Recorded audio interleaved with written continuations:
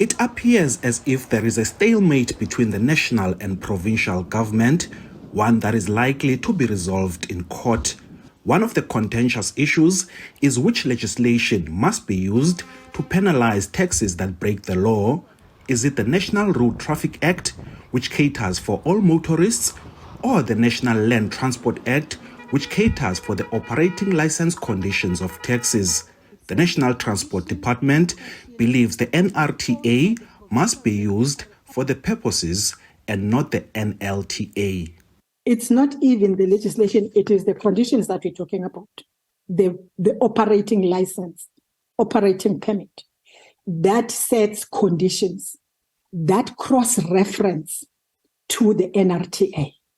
And it adds an impoundment as a sanction.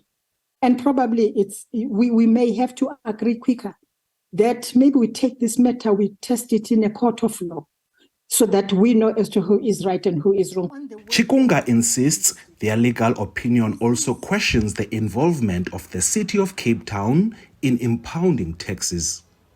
Further, it says the conditions in question are imposed by the provincial regulatory entity. It is the provincial authorities which have the power to address the matter which I have raised, not the city. That is what the senior counsel says. He then says, I therefore recommend that the minister bring the matters raised in this opinion to the attention of the premier and engage him on the way forward. But the provincial government says it will seek its own legal opinion. What we have received is a letter last week, Friday, late from the national minister, just giving their interpretation of the legislation. Obviously, we have asked for our own legal interpretation because this has never been tested before. It's a thing that this has been around since 2017, and this is the first time this is going to be tested.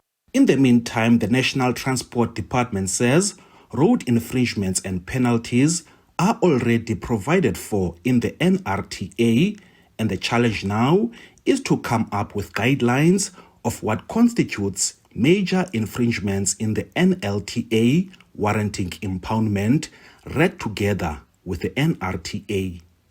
That's where we got stuck with everybody to say, but why are we then adding impoundment if this is not it was never the intention of the NRTA to also include impoundment of a vehicle on this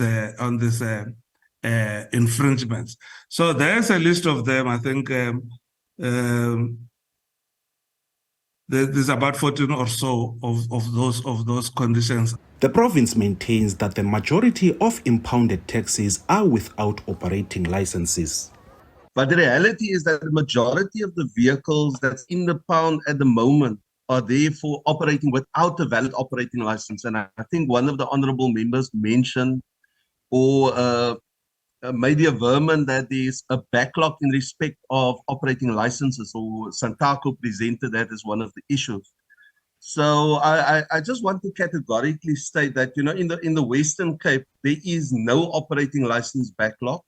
Santako, the National Taxi Alliance, and the city will be invited in future to state their side of the story. Ulelani Philip, SABC News, Parliament.